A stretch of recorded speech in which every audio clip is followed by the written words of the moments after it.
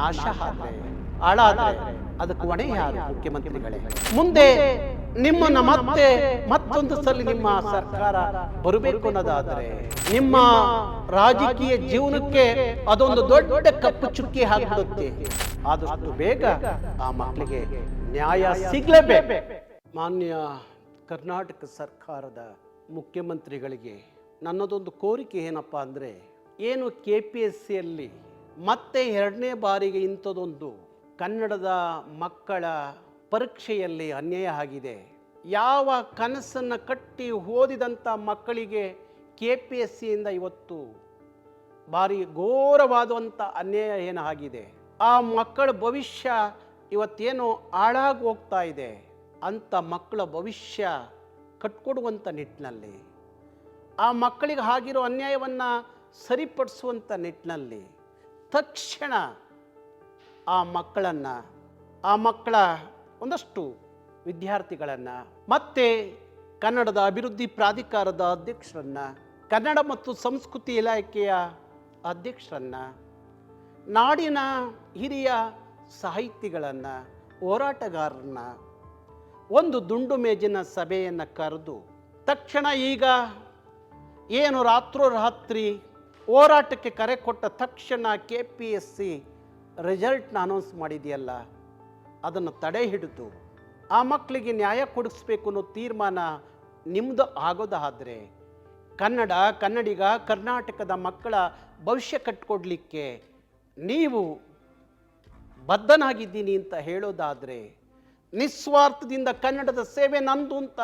ಹೇಳ್ಕೊಳ್ಳೋದಾದರೆ, ಯಾವ ಕರ್ನಾಟಕದ ಜನ ಕನ್ನಡದ ರಾಮಯ್ಯ, ಕನ್ನಡ ನಾಡು ನುಡಿ ನೆಲ ಜಲದ ಬಗ್ಗೆ ಅವ್ರಿಗೊಂದಷ್ಟು ಪ್ರೀತಿ ಇದೆ, ಅಭಿಮಾನ ಇದೆ, ಕಾಳಜಿ ಇದೆ, ಕರ್ನಾಟಕದ ಮಕ್ಕಳ ಭವಿಷ್ಯದ ಬಗ್ಗೆ ಅವರಿಗೆ ಕಾಳಜಿ ಇದೆ ಅಂತ ಕರೀತಾರಲ್ಲ, ಅದು ನಿಜಕ್ಕೂ ನಿಜ ಅನ್ನೋದಾದರೆ, ಅದನ್ನು ನಿಜ ಮಾಡಬೇಕು ಅನ್ನೋದಾದರೆ ತಕ್ಷಣ ಒಂದು ದುಂಡು ಮೇಜಿನ ಸಭೆ ಕರೆದು ಇವರ ಜೊತೆಯಲ್ಲಿ ಚರ್ಚೆ ಮಾಡಿ ಆ ಮಕ್ಕಳಿಗೇನು ಅನ್ಯಾಯ ಆಗಿದೆ, ಅವರ ಕೊರಗೇನಿದೆ, ಕೂಗೇನಿದೆ ನೀವು ಅರ್ಥ ಮಾಡ್ಕೊಳ್ಳಿ.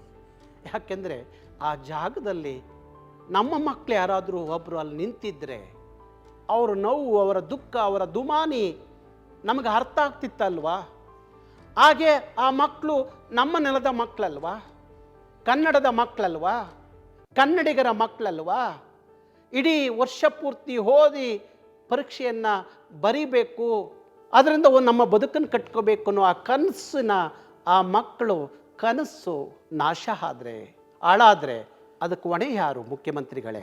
ಅದಕ್ಕಾಗಿ ನಾನು ನಿಮ್ಮಲ್ಲಿ ಮನವಿ ಮಾಡ್ತಾ ಇದ್ದೀನಿ, ತಾವು ಮನಸ್ಸು ಮಾಡಿದ್ರೆ ನಿಜಕ್ಕೂ ನಿಮ್ಮ ಕಾಳಜಿ ಕನ್ನಡಿಗರಿಗೆ ಅರ್ಥ ಆಗೋದಾದರೆ ದಯವಿಟ್ಟು ಒಂದು ದುಂಡು ಮೇಜಿನ ಸಭೆ ಕರೆದು ಆ ವಿದ್ಯಾರ್ಥಿ ಮುಖಂಡರುಗಳು, ಹೋರಾಟಗಾರರು, ಸಾಹಿತಿಗಳು, ಪ್ರಾಧಿಕಾರ, ಸಾಹಿತ್ಯ ಪರಿಷತ್ತು, ಕನ್ನಡ ಮತ್ತು ಸಂಸ್ಕೃತಿ ಇಲಾಖೆಯ ನಿರ್ದೇಶಕರು, ಸಚಿವರು ಒಳಗೊಂಡಂತೆ ಒಂದು ಸಭೆಯನ್ನು ಮಾಡಿ ಅಂತ ಹೇಳಿ ನಾನು ವಿನಂತಿ ಮಾಡ್ಕೋತೀನಿ. ಯಾಕಂದರೆ ಆ ಮಕ್ಕಳು, ಸಾವಿರಾರು ಮಕ್ಕಳು ಮಾತನ್ನು ಕೇಳಿದಾಗ ನಮ್ಮ ಕರುಳು ಕಿತ್ತು ಬರುತ್ತೆ. ಯಾಕೆಂದರೆ ಆ ಮಕ್ಕಳು ಈ ನೆಲದ ಮಕ್ಕಳು, ಈ ನಾಡಿನ ಮಕ್ಕಳು, ಕನ್ನಡದ ಮಕ್ಕಳು ಅನ್ನುವ ಕಾರಣಕ್ಕಲ್ವಾ?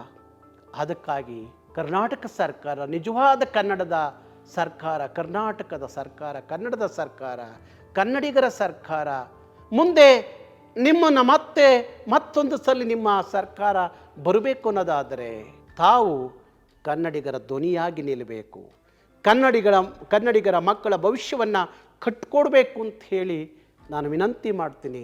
ತಾವು 18ರ ಪ್ರತಿಭಟನೆ ಏನಿದೆ ಅಷ್ಟರೊಳಗೂ ಅದಾದ ಮೇಲೂ ತಕ್ಷಣ ಒಂದು ಸಭೆ ಕರೆದು ಆ ಭ್ರಷ್ಟ KPS ಅಧಿಕಾರಿಗಳ ಮೇಲೆ ಕ್ರಮ ಆಗದೆ ಹೋದರೆ ತಾವು ಅವರ ಪರ ನಿಂತಿದ್ದೀರಿ ಅನ್ನೋ ಅಪಪ್ರಚಾರ ಇಡೀ ರಾಜ್ಯದ ಕನ್ನಡಿಗರಿಗೆ ತಲುಪುತ್ತೆ.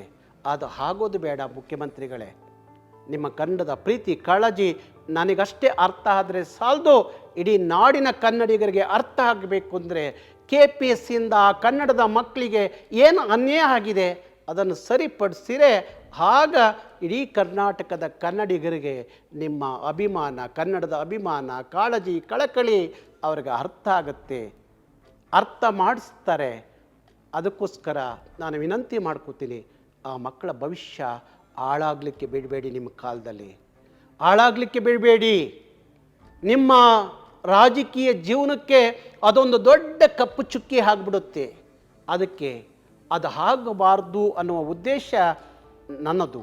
ಅದಕ್ಕೋಸ್ಕರ ಮನವಿ ಮಾಡ್ತೀನಿ, ಆದಷ್ಟು ಬೇಗ ಆ ಮಕ್ಕಳಿಗೆ ನ್ಯಾಯ ಸಿಗಲೇಬೇಕು. ನ್ಯಾಯ ಸಿಗಲೇಬೇಕು.